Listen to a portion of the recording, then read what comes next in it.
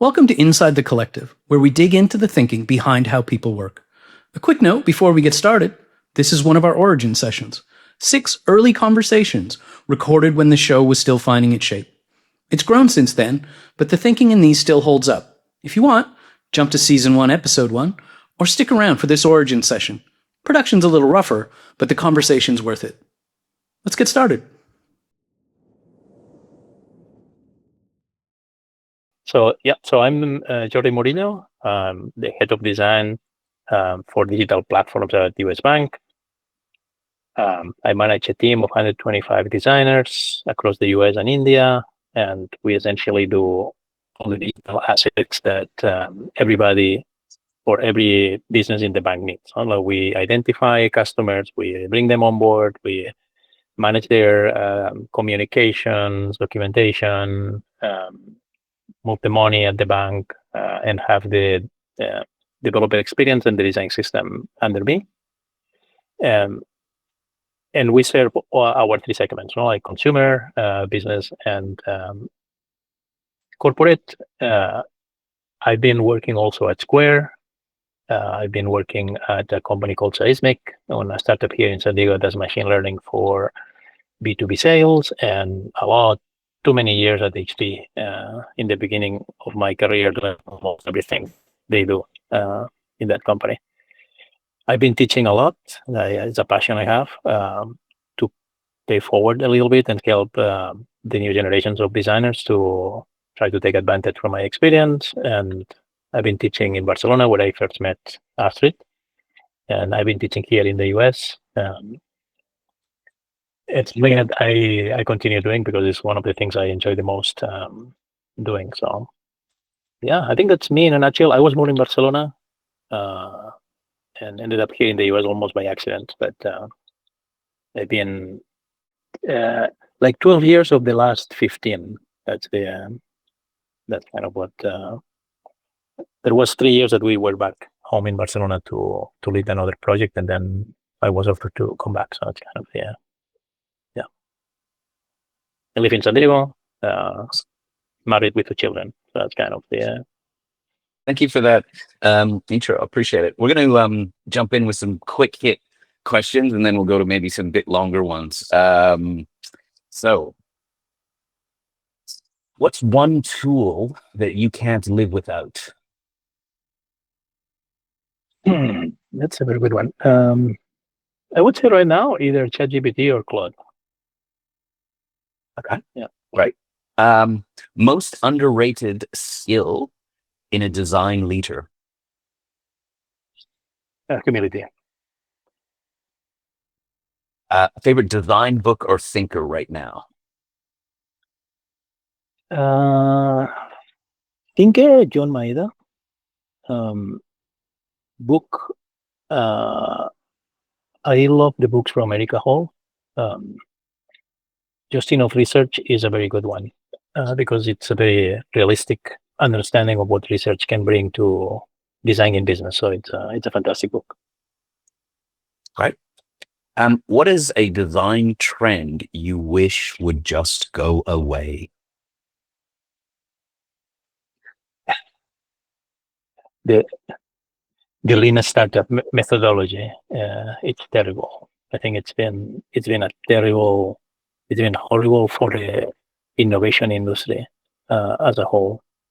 This idea of just keep throwing spaghetti to the wall to see what stick without any discovery effort or anything. I think it's been so painful to watch. It has destroyed a lot of the good things that were being built, and I think that honestly, digital experiences have gone way worse since that became kind of the mainstream trend.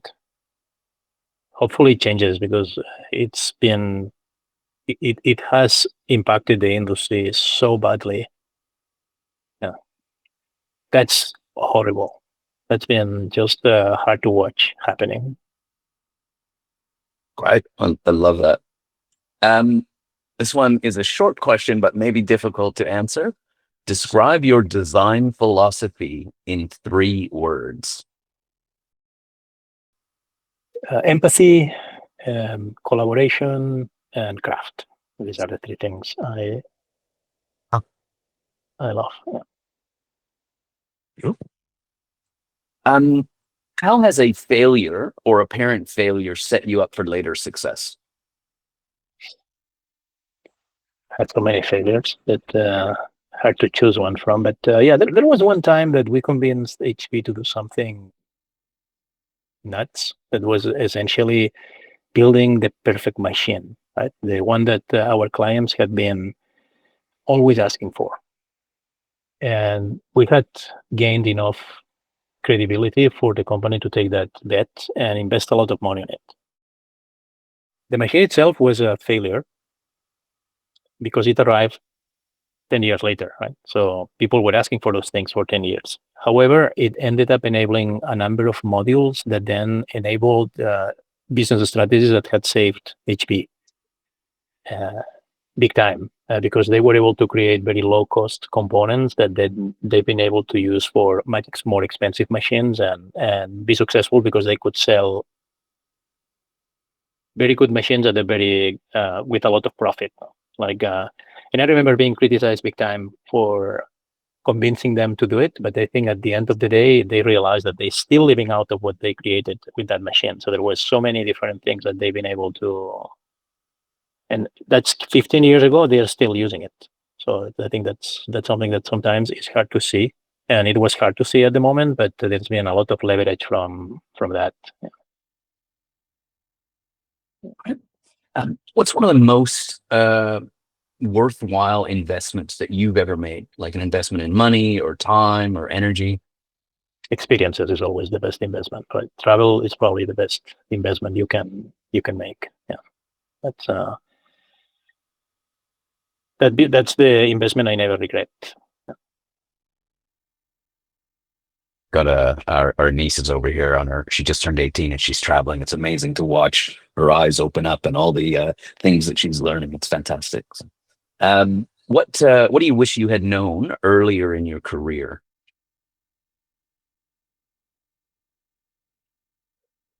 That one. Probably that doing a great job is not enough for anything, right? That's a given. And I think that people think that because you work hard and you deliver excellent quality, that's gonna drive your success, and it's just a small percentage of it. No, I think there are other things around being easy to work with, being humble, being a good listener, being a leader, being someone that can create the conditions for others to perform. Those things count way more than doing a good job, right? So, or just working hard and delivering good outputs. That's spend a lot of time working that I shouldn't have. It's a team sport. If you don't get the human interactions right, it doesn't work very well. It doesn't work. Yeah. What piece of advice do you find yourself giving junior designers over and over again? Honestly, not to get attached to anything I teach them, because things are changing really fast. That the only thing I'm sharing my experience with them in case they can identify things that might be useful for them at some point, but not as a recipe or anything that they have to follow, because I think each one's career and each one's circumstances are very different. And even myself, I'm changing my playbook every day right now. Right? Things are changing so fast that I'm not attached to anything. The other one is number one goal for you is to make yourself indispensable. And that's never written in any job description, but it's implicit in all of them, right? So, and everything is on the table other than going against your own principles. No, I think that shouldn't be acceptable unless you need the money, and in that case, I'll never judge. But I think that's kind of what I try to tell them. So in your world, what are the things that make your teammates indispensable? I think it's understanding that the problem will always remain the same, like solving people's needs or people's problems while driving business outcomes. but that's the only immutable thing. Like everything else is at stake. The way we work, who do we work with, then being good listeners, being good collaborators, being able to understand how to connect what we do with the business outcomes. I think what makes you be indispensable is when people see that when you are given or when you are part of a team, that team delivers, and they just keep coming back. I think that's kind of the what makes you indispensable at work. You mentioned that one of the things that you're looking for is ability to adapt and evolve and to not stick too rigidly to one thing. How do you create a structure for yourself to get an outcome while being fluid and adapting to all of the elements that come through? Yeah, I think in essence, if the basic is to or the basic challenge is to solve people's problems and drive business outcomes, design is always it has two kind of general phases. One is um, identifying the right thing to build, and the second one is to build it the right way.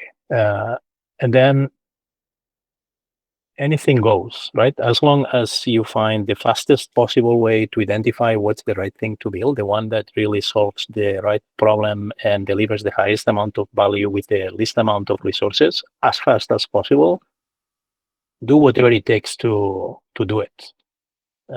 Use any tool you have at hand, work with whomever you have to. And same, no? Then if once you have identified what's worth building or the right thing to build, and it's about to building it right, how do you specify that as fast as possible with the minimal effort to be sure that you are out there as soon as possible to start getting those business outcomes as soon as you can or as quickly as you can. And honestly, being open-minded, not being too attached to our process, like double diamonds and I think there are things that have been always kind of driving a little bit what we're trying to do. Just like letting go of all of those and still being empathetic, being collaborative, and really caring for your craft. Finding the right thing to build it as fast as you can, and just see results coming. I mean, that's the only way to keep it going. I'm noticing empathy is playing a big part in how you're answering these, in that it's a driver. How do you work with somebody who is low on an empathy scale? Being empathetic to that person, I think that's what actually disarmed them a little bit. So trying to understand, okay, why is this person behaving this way? What is his point of view? Why is thinking? Why is he holding that mindset? And just trying to understand and trying to find which is an environment in which that person will still be an effective collaborator with the team. That happens quite often, I would say. But yeah, you got to be empathetic to your stakeholders too in that regard.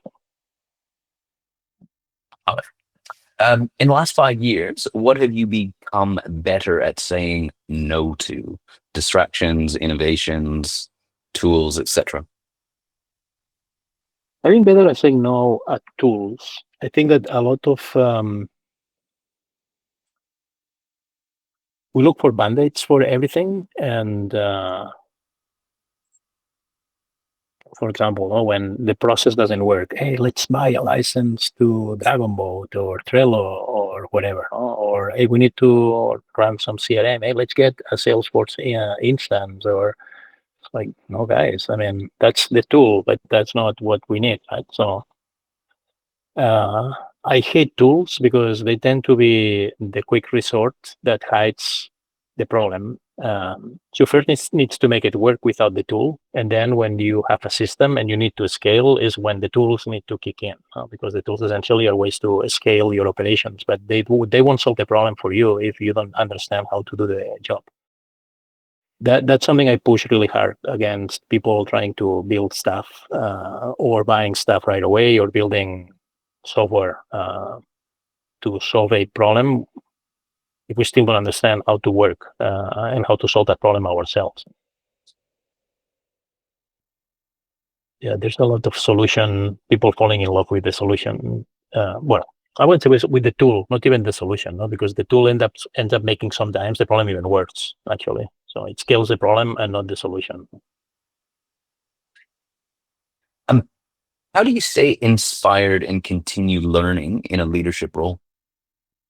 Well, now with all the fear about the AI coming after us, I'm putting an hour a day in my calendar, and I just keep studying every day something. And honestly, I don't care. And I say no to a lot of things at work because I know that at some point, if the company is not interested in me because they see I'm obsolete, they'll let me go. So I think it's an obligation that we all have to ourselves to find time within our working hours to keep learning, because companies are merciless, right? When you are not useful anymore, they'll just let you go, and they nothing personal, right? This is what they tell you. It's like, don't take it personally. We love you, but It's not enough to keep you. it is what it is, right? So yeah, I think we all have to be in that mood, because if anything, we know that this is the new normal. The new normal is things changing every day, and that's thing. It's not that the design profession is changing; it has changed. This is the new normal. The new normal is that things change constantly, and you have to keep up with that change. The only way is to really be tuned to what's going on and building stuff on your own and trying things on your own, and you have to have time for that. And it has to happen within the time you dedicate to work. It can be at the expense of your family, of your friends, of your travel. That's can be either, because nobody's going to pay you for that extra effort you are making. I don't know that I've heard that before. Someone saying you've got to do it in your daytime. I really often hear, oh, I've got to do this hustle outside to be better inside those work hours. And I think it's a refreshing approach.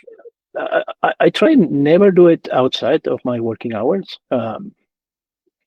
because otherwise, I mean, you have no life, no? And I'm getting better for the company by doing so. It's not that I'm watching TV or doing something that I shouldn't be doing. No? I'm becoming better as a leader and as a designer for them. So yeah, I do it within my working hours. I'm not ashamed of it. I'm asking my team to do it within their working hours too. I'm asking all of my team to do it. Like, guys, this has changed. We have to be sharp. I want you to put 1 hour a day in your schedules so you guys study something new every day, because that's the pace that we are of change that we are seeing. And I know in the end it's going to be better for everybody. So even for the company, that's that I see it clearly. That's going to be way better for everyone. Just quickly, what 4 new things have you learnt this week? Or one big thing. Well, I did a big thing last year. I got a certificate from Deep Learning AI on machine learning. I'm getting the second one. It's a bit deeper. The one last year was a beginner level. This one is intermediate level.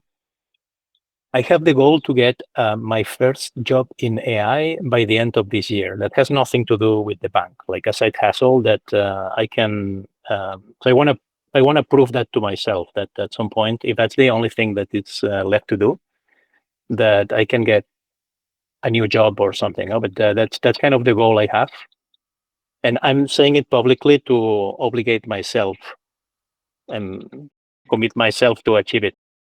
But that's kind of the idea. I'm trying to get my first side hustle, and that will happen after my job hours, but trying to find something that I get paid for that has nothing to do with my current job, based on what I've been learning these last few years. It's kind of the idea behind it.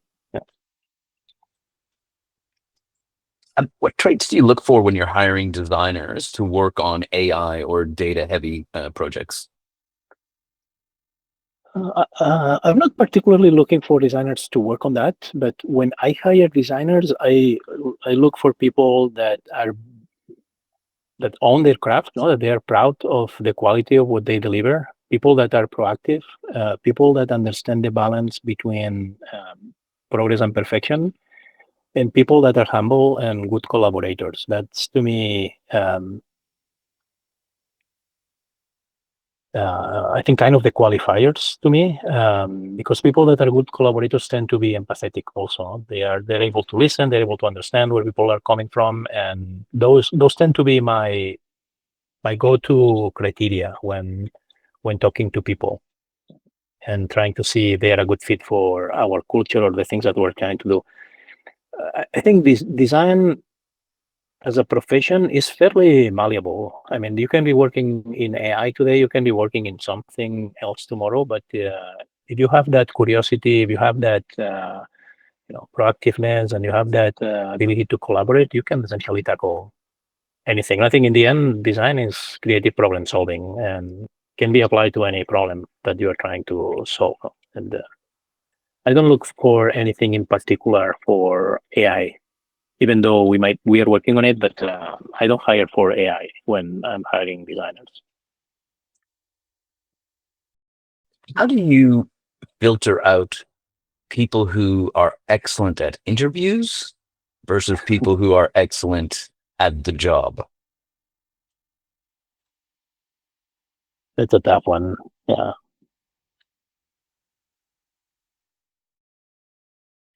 That's a tough one. I think you need to look into some of the personal. Honestly, the interview process is so broken that I think we all make hiring mistakes. It's almost impossible to avoid. But I think it might be stupid, no? But sometimes if people have done like very basic gigs, like they work as at McDonald's, or they've been the pizza delivery guy, or they've been some people that have been able to, I don't know, they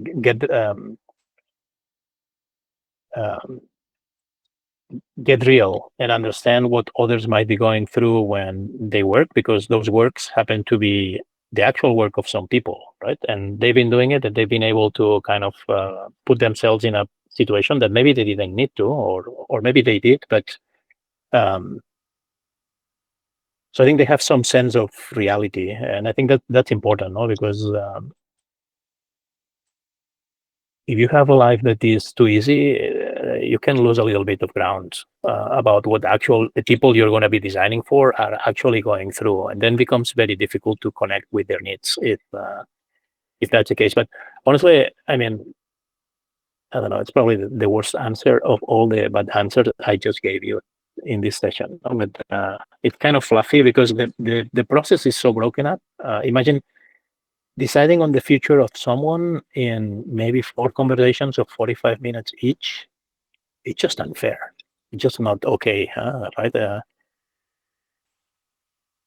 And now, when for every position you get a flood of 500 portfolios, right? So, I mean, luck plays such an important role in everything that's going on in the market right now. Yeah, I don't know. I made a lot of mistakes hiring, so I wouldn't say anything else. But I think most of us that have done a lot of hiring would say the same thing. I would, for sure. It's one of the most challenging things. It's very. I think the process is just has nothing to do with the work. It's very difficult to assess people that might be neurodivergent. I don't know. It's just optimized for one type of person, that is the one that knows how to go through interviews really well. That might not necessarily be the one that you are looking for, right? So that's probably a space to ripe for innovation, honestly, because there should be a way to understand better how someone performs for a longer period of time while being paid, and then being able to make a final call after you've seen that person performing actually in the conditions in which it's going to happen. I don't know exactly how, because it takes a while for people to tune to an organization, but the way it is now, it's bad for both companies and for the poor people that are interviewing. It's not fair in any possible way. Used to work under the premise that it would take almost a year for a person to fully formalize into that role, understand the company, understand the role, and start excelling, which is such a drastic removal from that interview. A year ago, they could be a completely different person. So let's move on to something a little bit easier. How do you keep a large design team aligned without stifling creativity? You need to remove yourself from the day-to-day, provide guidance, and creating psychological safety for them to perform at their best. I think that's the only, provide enough guidance and enough of a vision for the teams to make it theirs and then move on. And remove yourself from the day-to-day, remove yourself from micromanaging, remove yourself from being present, but to provide as much guidance as needed and remove as many blocks as possible, but let them drive. You have to let your team drive. Otherwise, it's becomes, if you get too much in the middle, it's not going to work. How did you find a balance between doing the work that you love doing and managing the people who love doing the work that they're doing? I always take 1 or 2 projects for me. Like I always keep 1 or 2 hands-on projects that I do work on it, because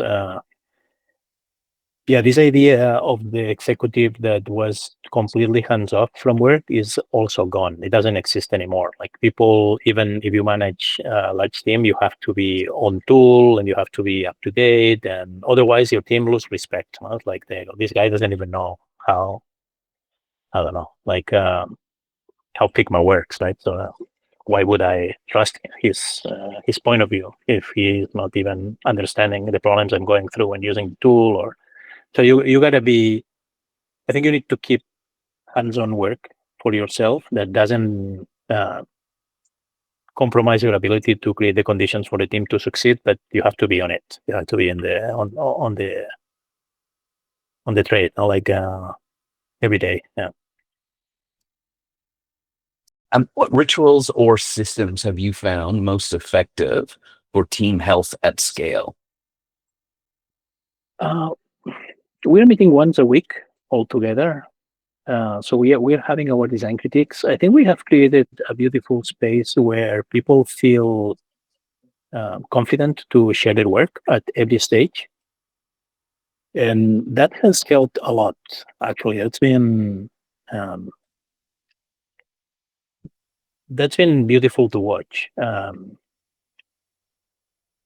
That has been one of the rituals that is helping us a lot. Also because in such a large team, seeing the work helps others make connections, and then cross-pollinating across different teams, working on different initiatives. So that has been one that has worked really well. But it required a little bit of curation. No? We removed everyone that is not in design, and so we had to create a space where everybody felt understood in a way. And we've been going through a few sessions on how to deliver feedback, and I think it's been work, but that one has created a lot of good to our team. So that's performing really well. Other than that, we have a few things. So we have a few things we do to share some not very committal personal stuff. Like we have our kind of meme and emoji competitions where people share the emoji of the week or something interesting they are watching or reading, something fun they did. And those are things that every participant can decide how deep they want to go on a personal level. But then you realize that even though we have 1 million different options to watch different shows on TV, maybe 50% of the team is watching the same one, surprisingly. And then there is a group of people that then connect after the meeting to talk about the show, right? And I think those things that happen to be very common when we work in person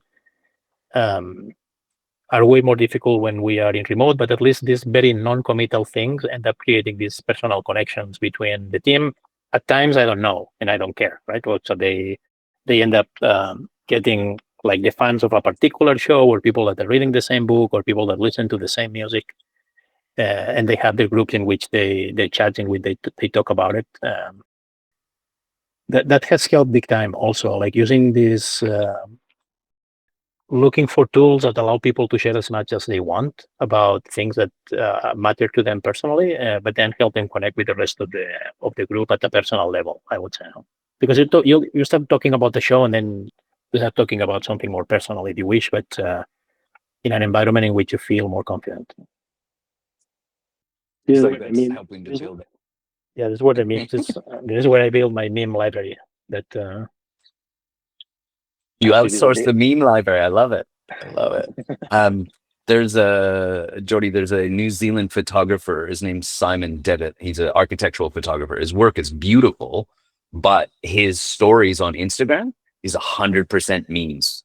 He is an absolute machine. You need to send me. You need to send me that name. I'll share you with it because his art is stunningly beautiful and his meme game is world class. So he excels on. Wow. I'll share it with you. Memes are beautiful, right? Because it's a layer of communication that didn't exist before. It's not text. It's something that has some emotional content that didn't exist and doesn't need you to use words to express an idea or a feeling. And I think that helped a lot during the pandemic, actually. Like it created that. We actually got some meme fights in which you can only share memes, and the entire team went in our Slack, and we just replying to each other only using memes, and it was amazing how much you can actually communicate using only that. So we need to create a Carrot Collective meme channel. This has to happen. Yes, has to happen. Yeah. Let's keep going. How do you handle disagreement or misalignment between design, product, and engineering? That's a tough one because design in the last few years has been kind of downgraded, if you wish, in our ability to drive. So sometimes we have to let it go, get some evidence, and go back to the table with the evidence that kind of proves the point that we are making. And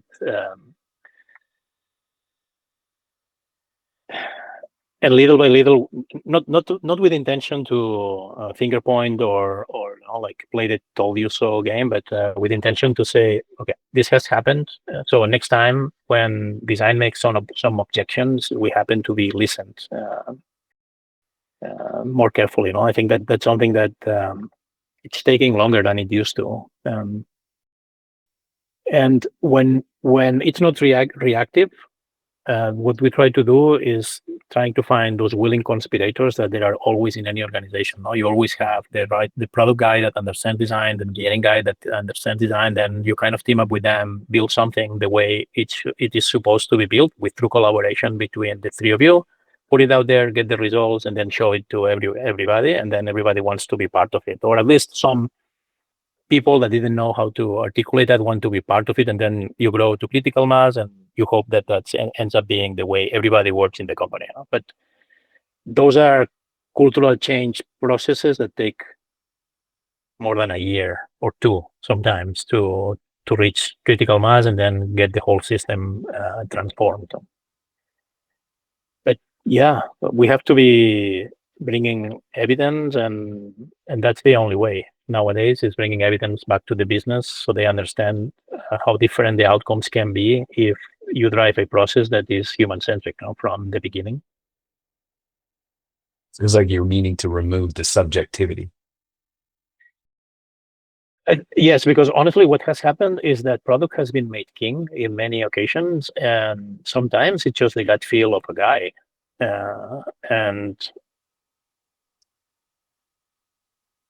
we have been running some resonance testing from that gut feel, and people have been telling us, no, this is not going to work, right? So I don't see the value. I don't understand it. Why would I engage with this at all?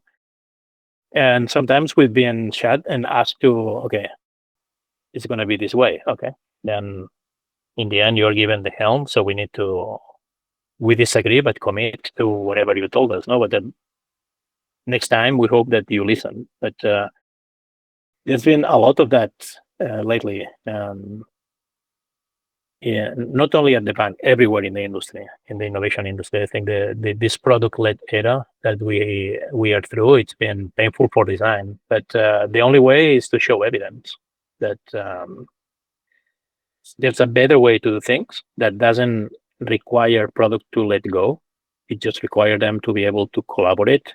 Because at the end of the day, I don't care who leads, but I care that we are all given a word in the sausage making, right? Like we all have to be together. Product can and should talk about design, and design should and has to talk about engineering, and engineering can talk about design and product, and that should be totally fine. At the end of the day, each one of us is accountable for a part of the value prop. We need to define it and move on. But things get way more powerful when people are able to collaborate that way, because the products and services they design, they happen to be much more resilient. They have every point of view. You have the synthesis of all of those points of view into something that is much better than each one of our points of view individually. It's much better than the sum of the three different parts. So, but not everybody knows that. People think that sometimes that's kind of letting go power. People that are not very principled, they don't know how to argument why they think something is right or wrong. And then they become protective. So I think there's a lot of good reasons why people behave in certain ways. But just have to prove them. Okay, there's a way to do it better. Next time, let's do it that way, because it's not about you letting go, and it's not about you not making the decisions you need to make. It's about all of us working together in making this a much better product or service. But we haven't had to let go so much.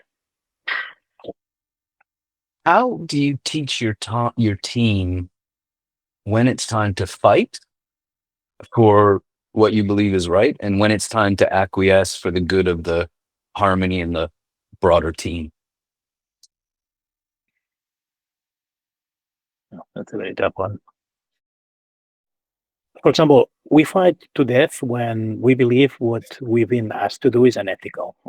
There's no gray zone there. We won't accept that. We don't want to sign up for that. If in the end, the only thing that we are risking is bad business, we bring evidence to the table, but at some point, if the relationship is getting rotten, we let go. And we wait for the next time, because there will be a next time.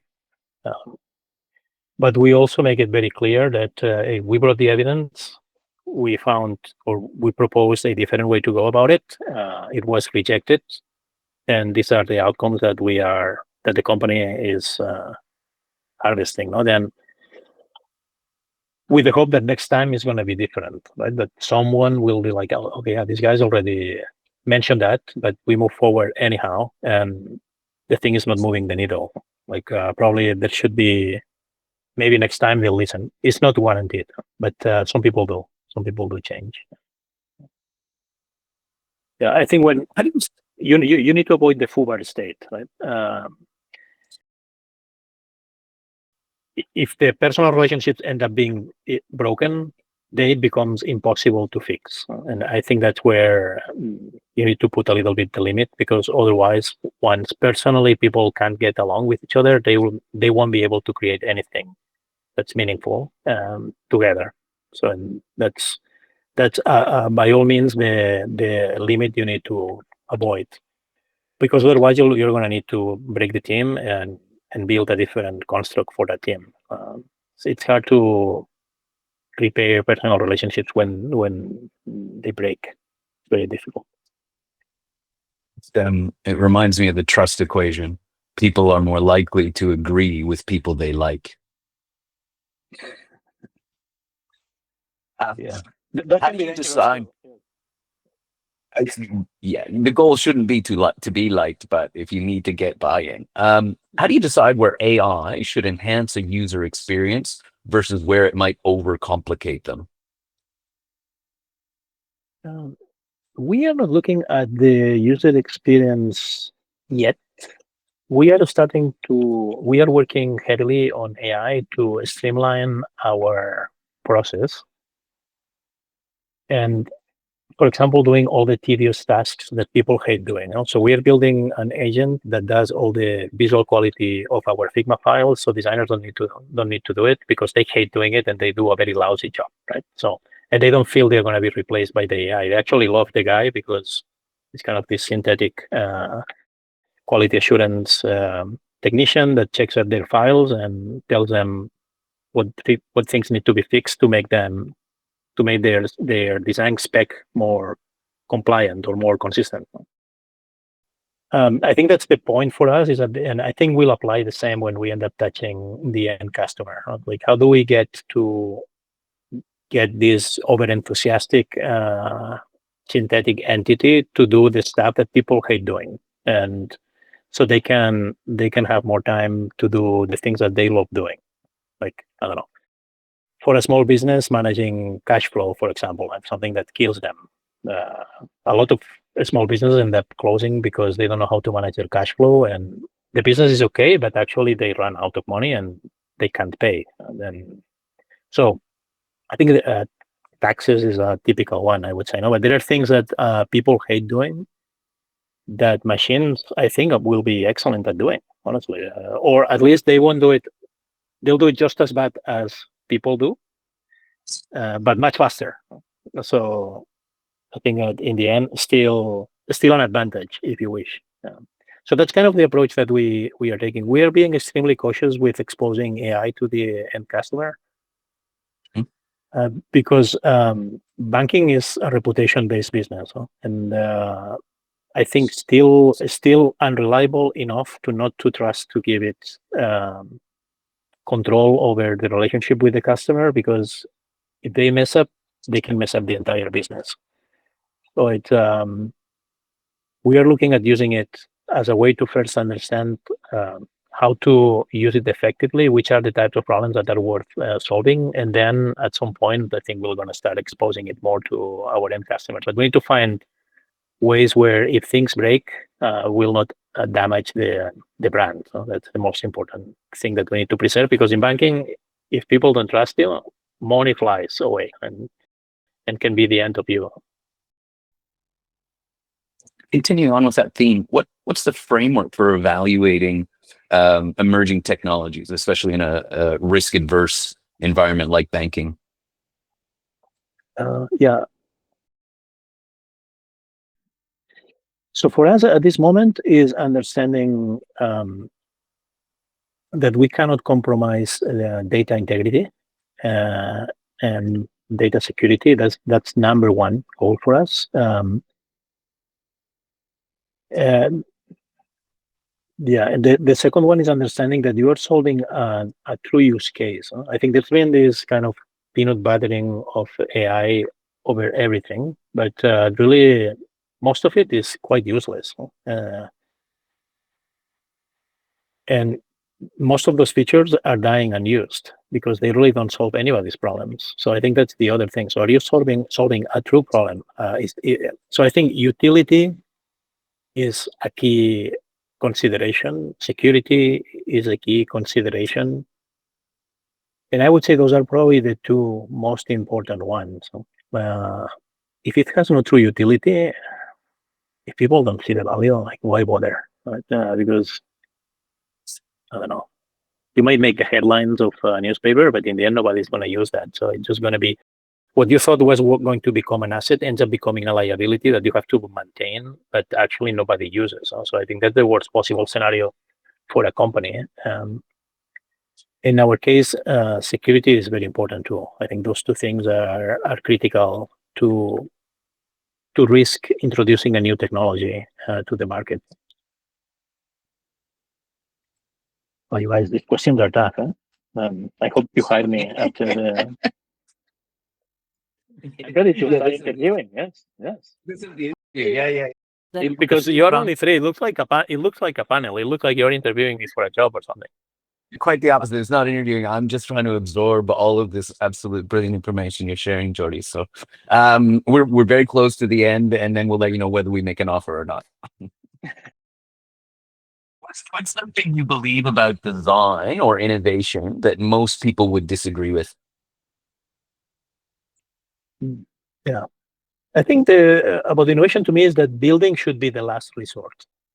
You should always reuse what already exists. In the end, and if you can do it manually, you should do it manually.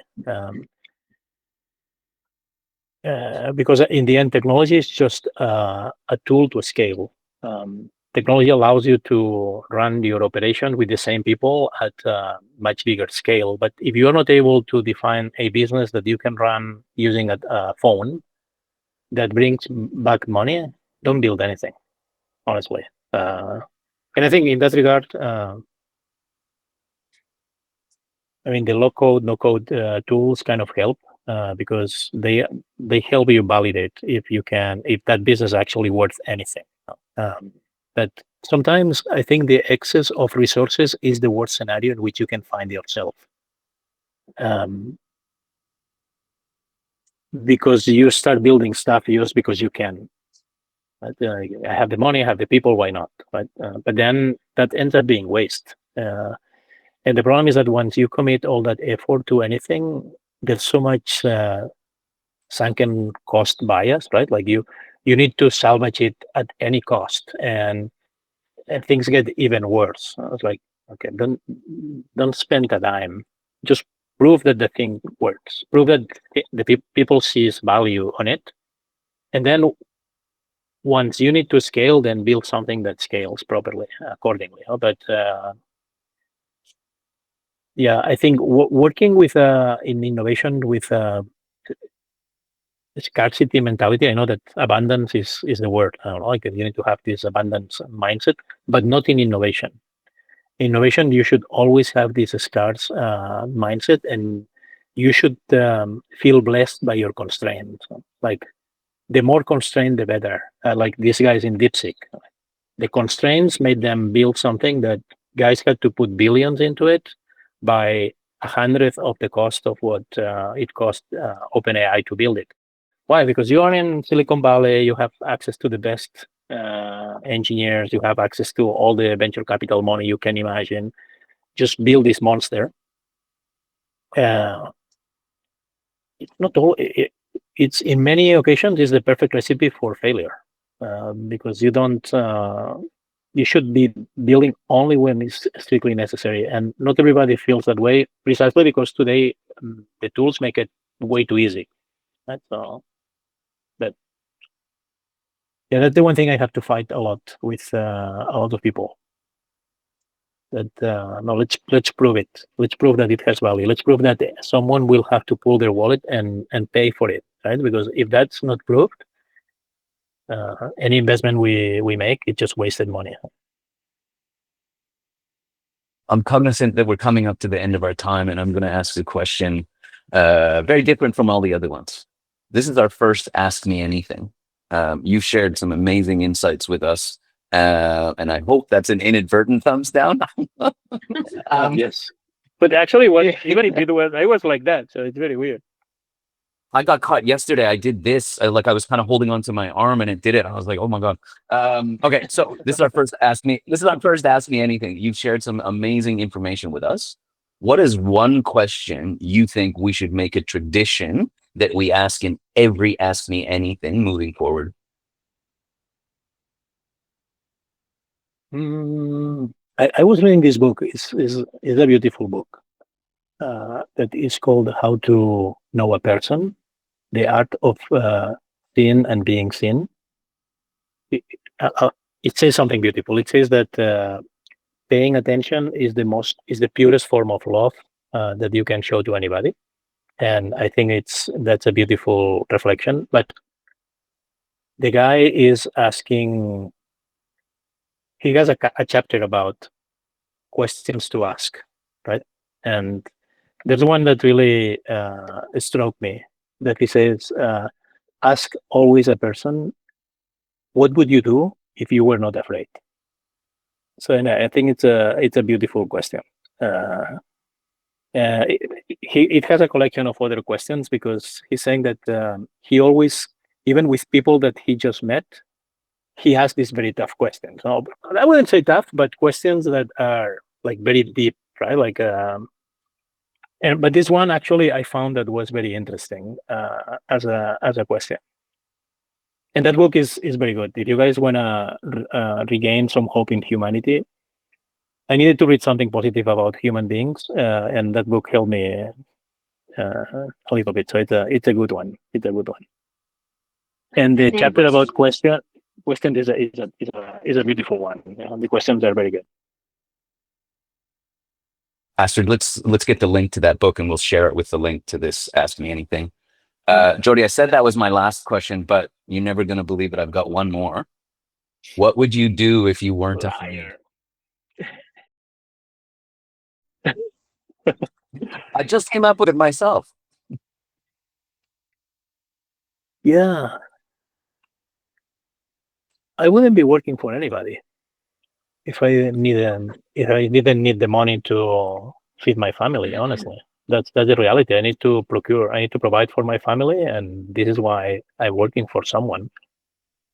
And for whatever reason, all of my life it's been the case. No? I've never had the kind of the financial situation. I tried a few things to become rich, but I failed in all of them.